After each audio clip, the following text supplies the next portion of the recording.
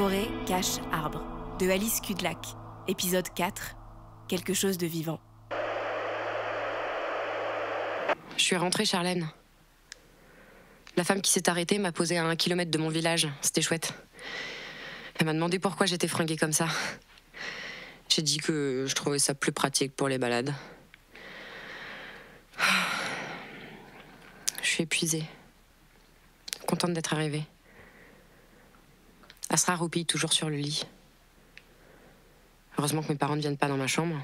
Ils savent vaguement qu'elle a dormi ici, mais ils l'auraient vue sans bouger tout le jour et ils se seraient peut-être posé des questions. Je vais dormir tôt, je pense. Asra! Oh la vache, Asra, c'est moi, c'est Bernie.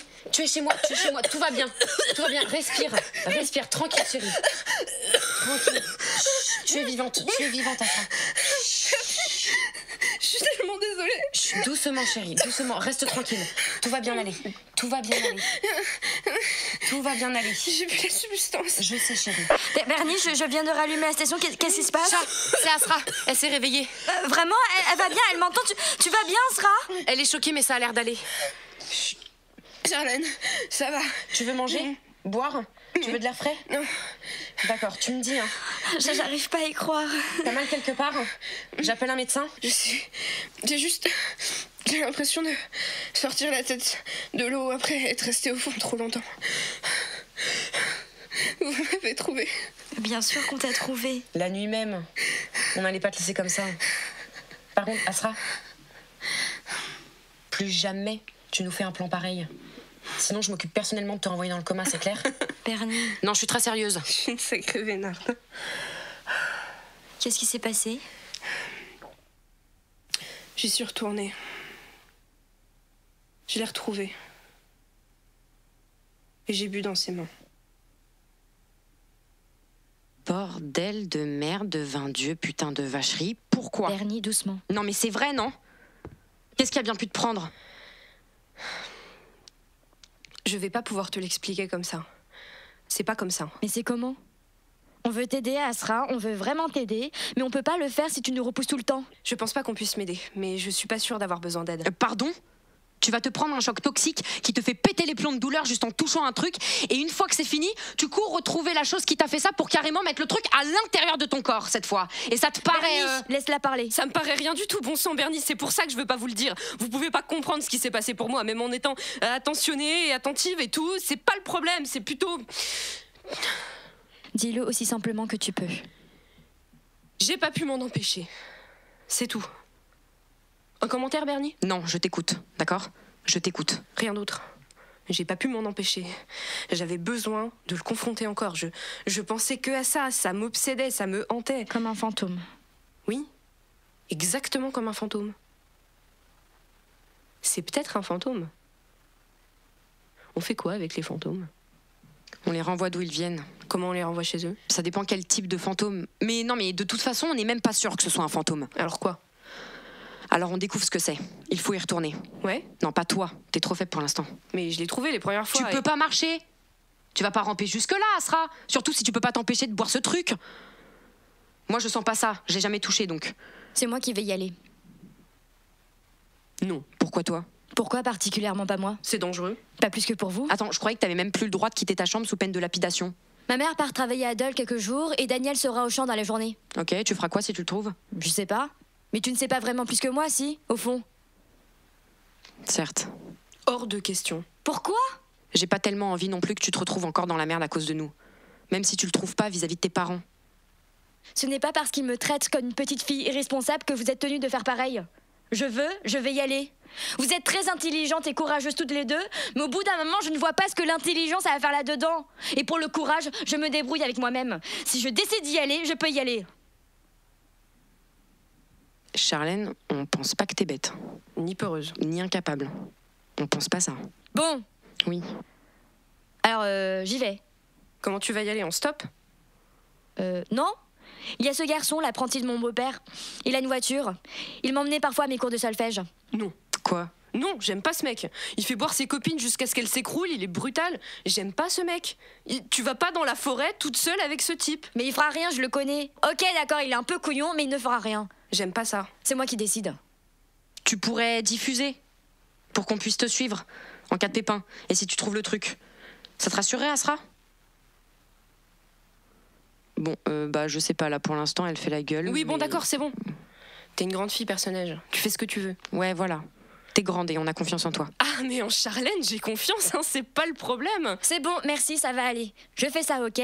J'enregistrerai, je mettrai la radio sous mon t-shirt. Ok? Asra? Oui, Bon, bien, super. À demain. j'aime pas ça. Bon, allez, stop, mamie. Tu vas te faire un claquement. Cette brinque qu'on a fait, je te raconte pas. On était dans un de ces états. Enfin, tu devrais venir un de ces quatre, hein. Oui, c'est gentil de me proposer.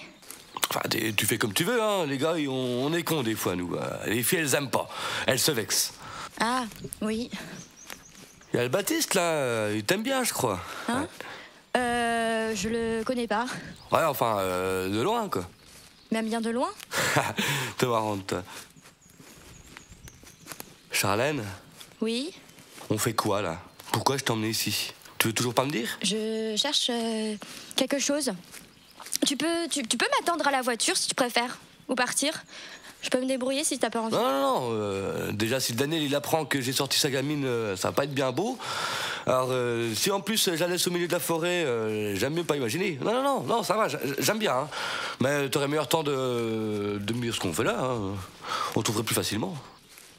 C'est-à-dire que... Sérieusement, Charlène, tu peux me dire si t'as envie de... Attends, je crois qu'il y a un truc là-bas. Ah ouais? C'est un renard. Putain, c'est un renard, quoi. Attends, l'approche pas, lui fais pas peur. Non, mais viens voir. Et regarde, c'est tout chelou. Quoi? Non, attends un peu. On dirait qu'il est en train de crever. Il bouge plus trop, là. Il respire. Attends-moi, recule. Couvert d'un truc, là, c'est du mazout ou je... Touche pas.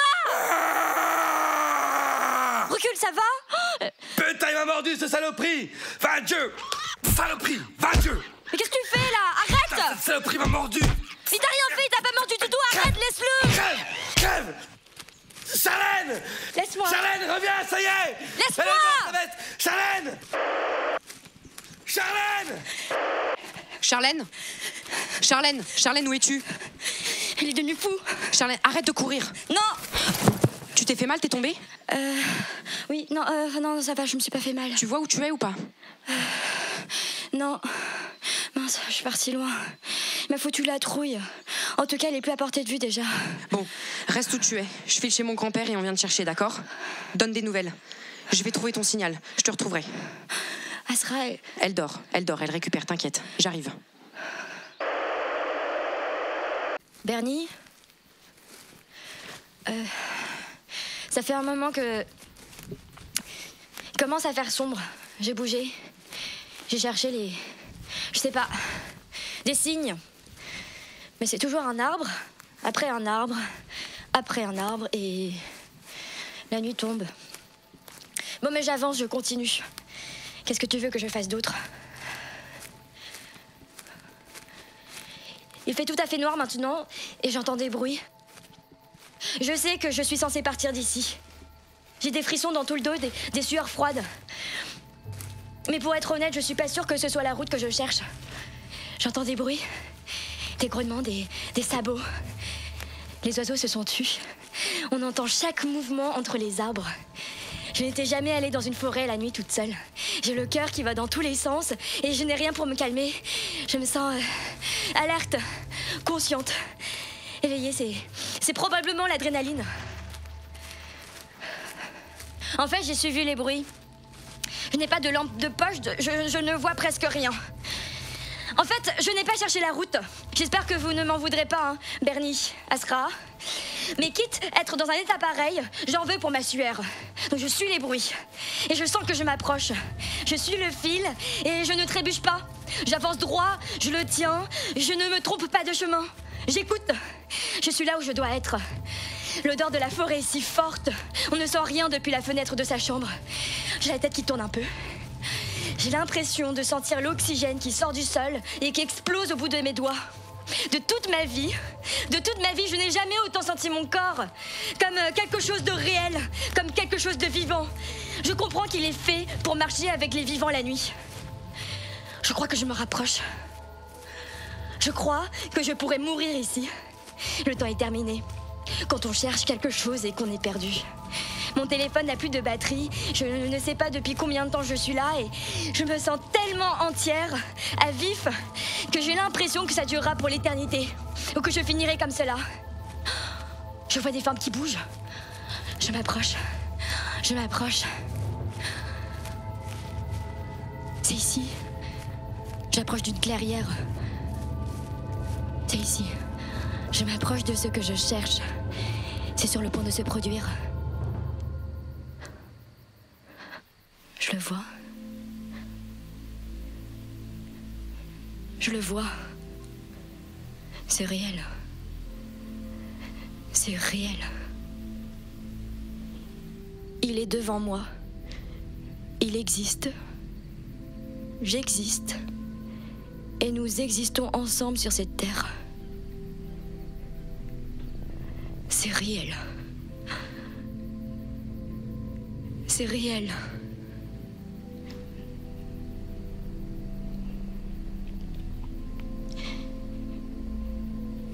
Tu me vois?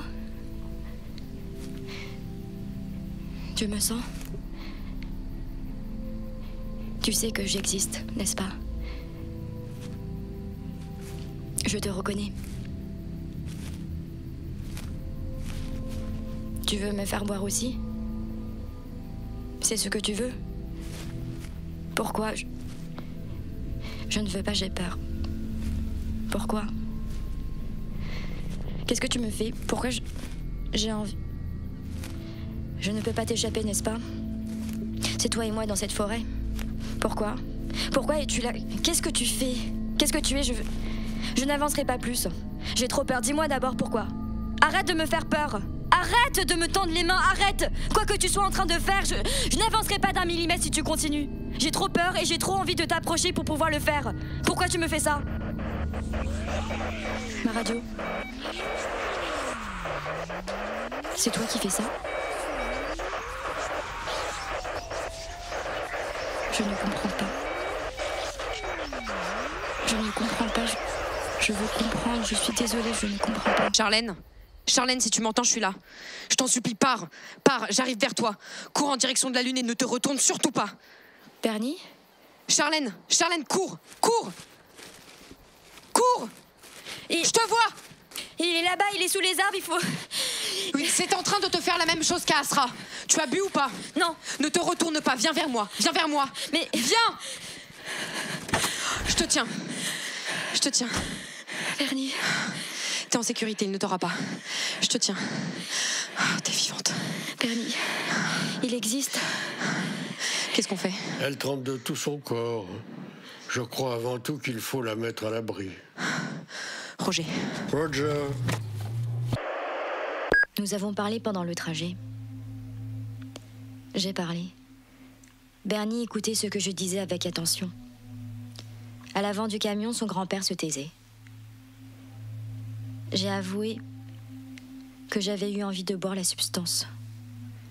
J'étais partagée entre l'envie de fuir et celle de les supplier de faire demi-tour pour que je puisse rencontrer encore cette chose, ce vivant. Sur toute une partie du trajet, il y avait derrière nous le camion de lait qui nous coulait au train. Le grand-père de Bernie déteste ça. Il conduit assez lentement et il a finalement décidé de se garer au détour d'un virage pour le laisser passer. Il a arrêté le moteur et nous avons attendu. Longtemps. J'étais perdue dans ce qui venait de m'arriver. J'étais si épuisée aussi que j'ai à peine entendu leur conversation. Le camion se faisait attendre. Bernie a dit qu'il a dû tourner ailleurs à un croisement. Et son grand-père lui a répondu qu'il n'y a pas de croisement à cet endroit-là de la route. Il a tout de même redémarré le moteur et nous sommes repartis. Quelques kilomètres plus loin, le camion est arrivé dans l'autre sens avec ses phares aveuglants. Un mystère en plus, a dit le vieil homme. Mais nous étions trop préoccupés par le nôtre pour pouvoir lui faire de la place dans nos pensées. Ils m'ont déposé à l'entrée du village pour ne pas réveiller mes parents avec le bruit du moteur. Je suis arrivée devant la maison. Daniel était sur le porche, debout devant la porte d'entrée, complètement immobile. Je me suis avancée sans hésiter. S'il m'avait crié dessus, frappé, menacé, ce n'aurait pas pu être plus terrible que ce que j'ai vu cette nuit dans les bois. Mais il n'a rien dit. Il s'est retourné. Il a ouvert la porte et a attendu que je passe. Je suis entrée dans la maison. Il me suivait, sans me toucher, juste en avançant assez près pour que je sente qu'il ne me laisserait pas faire demi-tour. Quand je suis entrée dans ma chambre, il a poussé la porte et depuis l'extérieur, l'a fermée à clé. Je ne savais pas qu'il y avait un verrou. Asra, rallonge-toi. Je te dis que... Charlène! Oh, tu vas te calmer. Les filles, tout va bien? J'ai expliqué à Asra ce qui s'est passé, elle a voulu t'appeler. Et elle est sortie du lit, elle s'est jetée sur la radio. Mais comme ce génie ne mange pas depuis 2 jours et qu'elle a la tête qui tourne, et ben elle s'est pété la gueule. Voilà, après, elle voulait pas se recoucher. Oh, ça va? Ouais, je l'ai calmée. Ouais, je suis trop pas calme. Mamie, le docteur a dit que c'était pas bon pour ta tension de t'énerver. Arrête. Je vais bien, Asra. Tu vois, elle va bien. Non, oui, c'est pour ça que je t'appelle. Je commence à bien savoir comment la calmer maintenant. Je lui ai donné une danette aussi. Je la mangerai pas. Qu'est-ce qu'on va faire? Oh bah t'inquiète, elle va la bouffer sa danette. Hein. Non, je veux dire, qu'est-ce qu'on va faire, les filles? Je crois qu'il ne faut pas s'en approcher. Ce que j'ai senti en le voyant, il nous fait quelque chose, n'est-ce pas, Asra? Il nous attire à lui et je ne suis pas sûre que l'on puisse combattre ça. Si j'étais restée plus longtemps, j'aurais bu la substance et si j'avais bu la substance, je serais comme... Comme moi. Tu sais ce que je veux dire. Oui, et t'as raison. Je sais pas quoi faire non plus. C'est peut-être bête, mais est-ce qu'on appelle la police? Ils ne nous croiront pas. Bah, on est 2 à l'avoir vu. Quand Astrid s'est faite violer à la teuf d'Halloween, le flic a carrément refusé de prendre sa déposition parce qu'il pensait que c'était pas sérieux et qu'il voulait pas attirer des problèmes sur le fils du maire. Tout le monde savait que c'était vrai, mais il a refusé de la croire. Pour un viol, un truc qui arrive tout le temps. Tu penses qu'ils vont nous faire confiance pour un monstre dans les bois? On est des gamines. Notre parole n'a aucune valeur. Mais Charlène, ma parole n'a aucune valeur. Quand il y a eu le cambriolage et que Fatima était au commissariat, ils l'ont traité comme de la boue. J'irai pas.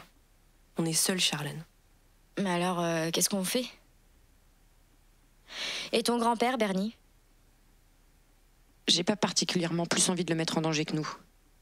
Il est de plus en plus fatigué, tu sais. Oui, bien sûr. Mais il cherche de son côté. Il essaye de réunir des informations, de rassembler ses amis scientifiques sur le coup. Ça avance lentement, il doit être prudent. Si les gens commencent à penser qu'il est fou, ça nous aidera pas du tout. Je cherche aussi ce que je peux. Non, je pense que pour l'instant, il faut rester à l'abri jusqu'à ce qu'on ait un plan d'attaque. On laisse la créature dans les bois? Et si quelqu'un tombe dessus? On servira à rien si on s'intoxique. Mais cette chose, elle... On peut pas juste... Quoi? Je suis sûre que... Comment dire? J'arrive pas à me parler, tu me juges d'avance, tu sais même pas. J'ai rien dit. Ok, je suis sûre que c'est pas... Je me suis pas sentie menacée par cette chose. Elle ne m'a pas... Tu as vu l'état dans lequel elle t'a mis? Je sais, mais... Inconsciente, fiévreuse, à moitié morte. Tu ne m'écoutes pas. Tu disais toi-même que c'était un fantôme. Alors même en admettant cette absurdité superstitieuse, comment tu peux penser que... Bernie, écoute. Écoute-nous. Quoi? Je crois que je comprends ce que Asra... Écoute, bon, je pense que cette chose... Quand j'étais dans la forêt, je crois qu'elle essayait de communiquer avec moi. C'est-à-dire? Je l'ai sentie, je sais pas, c'est comme si je l'avais reconnue. C'est dur à expliquer, mais ce n'est pas tout. Quand elle m'a vue, ma radio a émis un signal. Quelque chose que je n'avais jamais entendu. Mais tu m'as pas dit ça. Tu enregistrais, n'est-ce pas? Il faut que j'étudie ce signal. Voyez, ça, par exemple, c'est un début de piste. Je vais faire ça. D'ici là, on essaye de garder la tête froide. D'accord. Mais c'est pas possible! Asra! Asra! Charlène, tu m'entends? T'es réveillée? Je sais qu'il est tard, mais putain...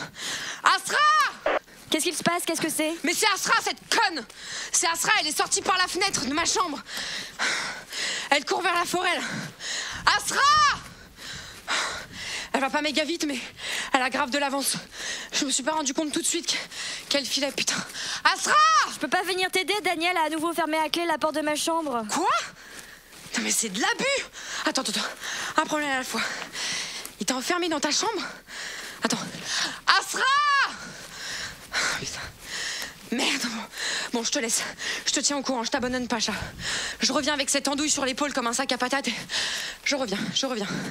Andouille comme un sac à patates? Bon courage.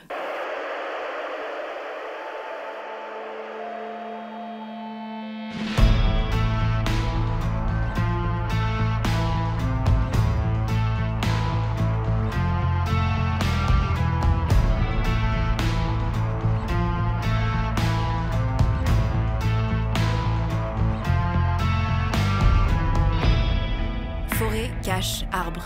Épisode 4, quelque chose de vivant. Écrit et réalisé par Alice Kudlak. Charlène est interprétée par Clara Choi. Bernie est interprétée par Kate Perrault. Asra est interprétée par Alice Kudlak. Corbeau 12 est interprété par Maurice Sépazer. L'apprenti est interprété par Mathieu Fèvre-Vuillemin. Les musiques de Forêt, cache, arbre, l'enregistrement, le montage son et le mixage sont de Rocco Valogne. Vous pouvez trouver sa musique sur sa page Facebook, Rocco Valogne, ou sur www.roccovalogne.com. Vous pouvez trouver toutes les informations sur la suite de la série, ainsi que sur cet épisode, et bien d'autres choses encore sur notre page Facebook, forêt/cache/arbre, forêt/cache/arbre sur Facebook. Merci au collectif Top pour leur soutien en production, et surtout merci à vous pour votre écoute, et merci pour votre imagination.